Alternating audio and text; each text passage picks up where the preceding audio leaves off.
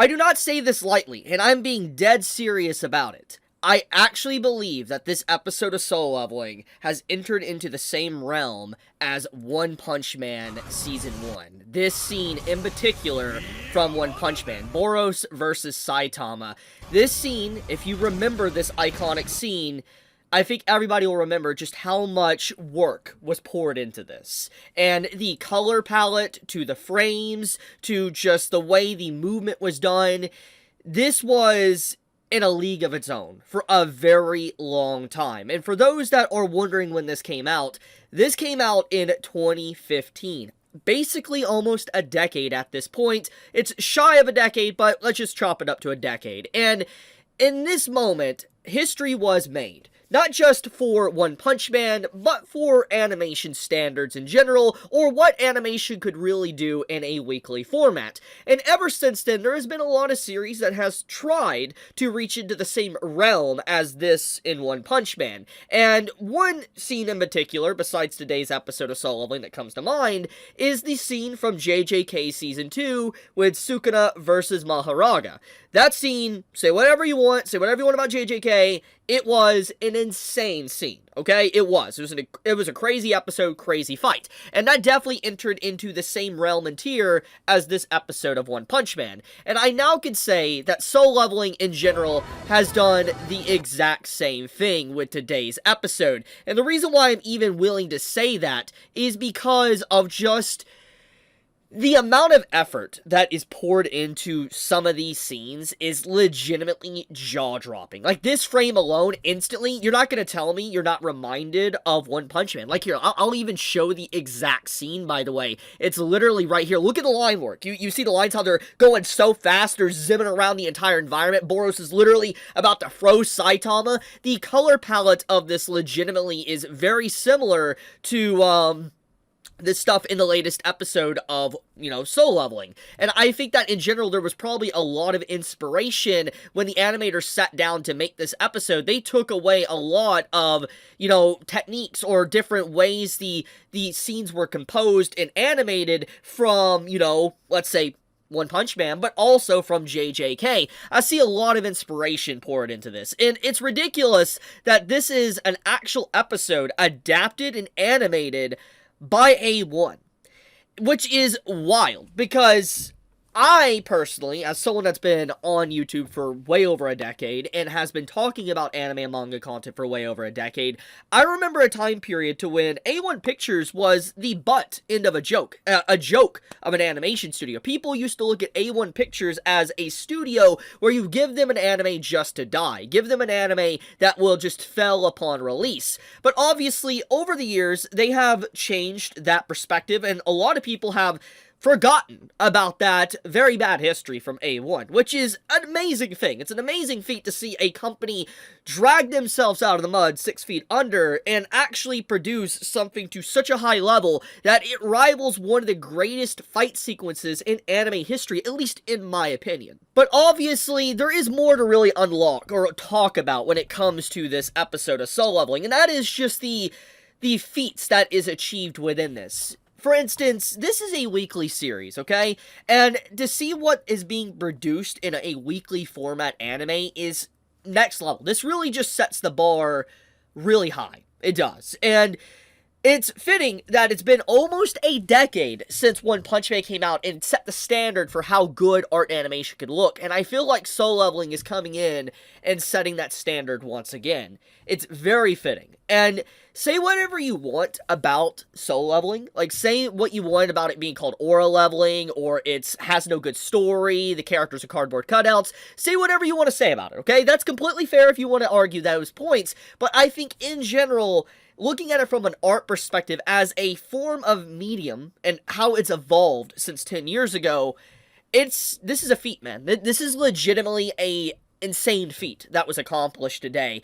And it makes a lot of sense why, when I showed earlier in the video, why a lot of sites are just straight up crashing. It makes a lot of sense. I mean, one, anime is a lot more popular than it has ever been. We've talked about this extensively. But on top of that, recently Solo Leveling has become the highest rated series over One Piece. And regardless of how I feel about that, that's the truth. That's just how it is. And you know, it makes sense because of just how many people are watching it or engaging with the content. It makes sense why it would crash the largest, you know, anime sites on the planet. I mean, say whatever you want, but, like, the pirate sites that were crashed, basically, and what this post points out, I don't know why they did this, snitching on these pirate sites, but, the point of the matter is that these sites probably have better servers than, let's say, Crunchyroll, Disney, etc. I'm willing to bet you they do. And the fact that they are crashing because of an episode of Soul Leveling, I think says enough. I really think that says enough just by the overwhelming popularity that the series has. Now, before I get ahead of myself, I do want to say that many people are going to point out that this scene from One Punch Man has been surpassed already many times over. And into a degree, I agree with that. But we need to look at the perspective of how this scene came to life in One Punch Man, why it even exists to begin with. It was an all-star team brought together by an insane director to get everybody to give their absolute best, 10 out of 10 work. It was something that just was not normally possible. Basically, someone called in a bunch of favors around the entirety of the anime industry, and that is how this episode was brought to life, how One Punch Man Season 1 was brought to life, which has led to a lot of anger and controversy around One Punch Man as an anime, for instance with Season 2 and onward, because we technically could never reach these levels ever again, at least until now. And this gets into the next perspective of why some would say it's already been surpassed. Nowadays, a lot of anime has consistently become more close to One Punch Man's style, like with that animation in the 2020s, than what we've ever seen. And I think it's because of, for one, there is a lot of new talent in the industry, a lot of freelancers, a lot of people that grew up seeing stuff like that, and they want to replicate that. And I feel like a lot of sequences within this episode of Soul Leveling is indirect related, or it's referencing some scenes from One Punch Man. It could be from others, but that's my personal take on it. And I think that nowadays it's still hard, but you can see a team come together that isn't necessarily an all-star team being able to produce something to the same level now. And I think that's a pretty insane feat, and it goes to show just how like animation and art has evolved, how the industry has evolved, how techniques have evolved. It is just, it's crazy, man. It's actually insane. So, disregarding that, I do want to say that this episode is, if we're just talking about the clash of colors, I love the blue and red. The blue and red clash within this fight sequence is just so godly because it fits so perfectly with just the dynamic of the fight. Like, you know, blue you represents as a good guy. Red represents as a bad guy. And obviously, it's just very simplistic. It's kind of like how lightsabers are. And just the way the colors are scattered around in this fight. How you see the colors in the background, by the way. Like, I want to point this out, okay? Look very closely to the background here. You'll see the color tone of the background with the blue and the red meshing together, going into a mixed color, because it's these two powerful entities clashing at such a high level. And I love how the background of this fight complements the actual sequence. It's like I said, there's little details that is poured into this episode that honestly, like I said, is why I think it's entered into the same realm of animation as One Punch Man. It's a pretty insane feat. I really am just straight up impressed. I know a lot of people might say it's the hype talking, and maybe a percentage of that is true. There is maybe some truth to that statement. But I do think that anyone that wants to throw shade at Soul Leveling and say that, you know, this isn't good, I gotta be honest with you.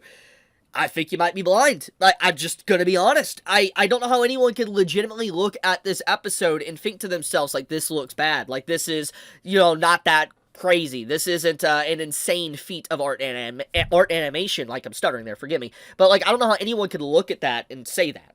Or look at this and say that. Because this is legitimately some ridiculous stuff. By the way, I don't know how many others looked at this scene. But this also, there's a certain scene as well within the Boros versus Saitama fight that has an eye sequence that looks very similar to this. But also, I was thinking of Gojo. I was thinking of Gojo's eye as well when I saw this scene. So I legitimately do wonder just how many animators that worked on this episode were inspired by those certain fights. I legitimately am curious, but holy crap, man. What an episode. What a series, man. Like, Soul Leveling is, It's good. It's fun. I've talked about this extensively in the past. I don't think Solo Leveling is the best anime of all time. I do not. But I will give credit where credit is due. I cannot deny the popularity. I cannot deny the enjoyment factor. I can't. I would be lying to myself. I can't do that. It's a very fun anime. And at the end of the day, all of us out there that seek entertainment, isn't that what we want? Just to have fun? Like, seriously, that isn't that the core drive, the element that we all seek, is just to have entertainment and fun? And in that case, Solo Leveling is doing a great job at that, man. The one thing I have to say, I really hate about Solo Leveling, though, if you want me to be honest here, I hate these cliffhangers, man. These cliffhangers are freaking awful. Like, I hate them, man. I cannot stand these cliffhangers. I've talked about it, though. It's good that they're there. I mean, obviously, it's doing its job right, making people want to continue to watch the series, but holy crap, man. Could you stop giving me cliffhangers that really, really just make me upset that I just can't watch the next episode instantly? It makes me so upset, but the wait is worth it, because we get discussions like this today. We get, the entire internet talking about Solo Leveling. It's trending and everything. Makes a lot of sense. But, yeah, I'm done. I wanted to talk about this episode. It was insane, dude. It's actually insane how good this is.